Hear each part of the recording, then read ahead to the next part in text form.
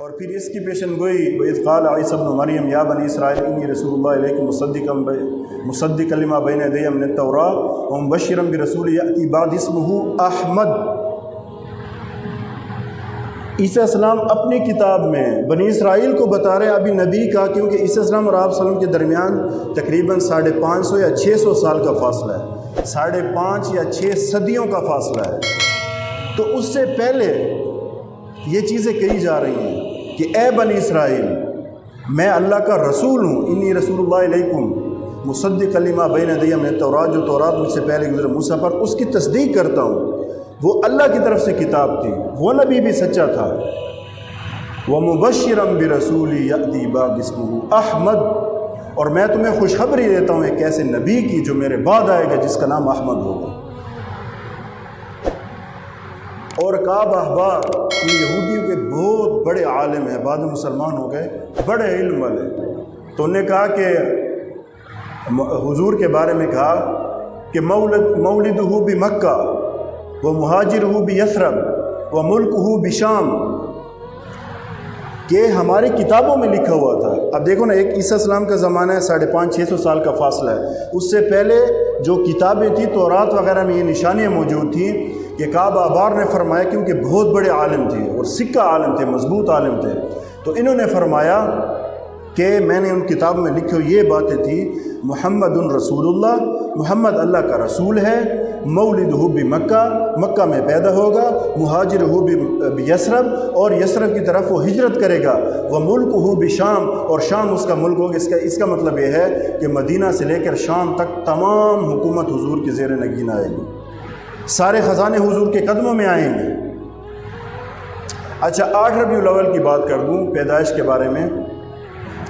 8 ربیع الاول یہ جمہور محدثین اور مورخین کا اتفاق ہے کہ حضور کی پیدائش 8 ربیع الاول کو ہوئی، اور جو مشہور قول ہے کہ 12 ربیع الاول کو، تو وہ قول مشہور تو ہے لیکن اس پر اتفاق نہیں ہے۔ تو جو جمہور یعنی اکثریت محدثین مورخین کی اس بات پہ ان کا اتفاق ہے، راجح اور مختار قول یہ ہے کہ حضور کی پیدائش 8 ربیع الاول کو پیر کے دن اپریل کے مہینے میں 570 عیسوی میں صبح صادق کے وقت ابو طالب کے گھر مکہ میں ہوئی۔ یہ میرے نبی کی شان ہے۔ تو پہلے ان سے نشانی آنے لگ گئی، ابھی پیدا نہیں ہوئے اللہ کی طرف سے، اور جب وہ مبارک لمحہ آیا، جب وہ پیدا ہوئے، تو جس وقت نبی پیدا ہوئے یہ دور کون سا تھا؟ پورا عالم، پوری انسانیت نزع کی حالت میں تھی، جیسے ایک روح کھینچ لی جائے نا، ایک ڈھانچہ سا بچ گیا تھا، اپنی کفر کی وجہ سے، شرک کی وجہ سے، اندھیروں کی وجہ سے، گمراہی کی وجہ سے، ظلم کی وجہ سے، بربریت کی وجہ سے۔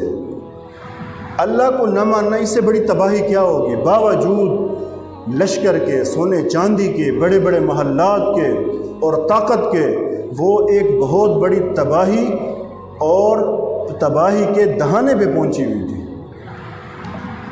اور ایک عمیق اور گہری کھائی میں گرنے والی تھی۔ نبی آئے، انہوں نے نکالا پوری انسانیت کو گمراہی کے اندھیرے سے، کفر کے اندھیرے سے، شرک کے اندھیرے سے اسلام کی روشنی میں، اور اللہ رب العزت کی بندگی میں لا کر اس کا پابند کر کے، وہ جو انہوں نے اپنے گلے میں اور پاؤں میں جو گلے میں توق اور پاؤں میں جو بیڑیاں ڈالی ہوئی تھیں، کس کی؟ شرک کی، غلامی کی، توہم پرستی کی، جہالت کی، اندھیروں کی جو بیڑیاں اور گلے میں توق ڈالے ہوئے تھے، حضور نے ان کو توڑا اور ان کو آزاد کیا۔ شرک توق تھا نا، ایک بت کے سامنے جھکے ہوئے ہیں، کبھی دوسرے کے سامنے جھکے ہوئے ہیں، کبھی تیسرے کے سامنے، 360 بت رکھے ہوئے ہیں، ہر ایک بت کی پوجا ہو رہی ہے، ساری دنیا میں یہ حالت تھی۔ مکے کے اندر بت پڑے ہوئے تھے، چھوٹے بڑے 360 بت تھے۔ یہ ہمیں بارش دے گا، یہ ہمیں خوشی دے گا، اور یہ ہمیں جنگ میں فتح دلوائے گا، یہ حبل ہے اور یہ فلاں ہے اور یہ وہ ہے، اور یہ ہمیں خوشی دے گا، یہ بیٹا دے گا، یہ بیٹی دے گا۔ ان چکروں میں، ان بیڑیوں میں اور ان توقوں میں جکڑے ہوئے تھے۔ نبی کریم صلی اللہ علیہ وسلم نے توحید کی روشنی میں لا کر اور اللہ رب العزت کی توحید کا پابند کر کے ان تمام توق و سلاسل کو توڑ دیا۔ کیونکہ خود انہوں نے اپنے اوپر ظلم انسانیت نے کیا ہوا تھا۔ اور آپ صلی اللہ علیہ وسلم کی بعثت جو مبارکہ ہوئی، اس سے کیا ہوا؟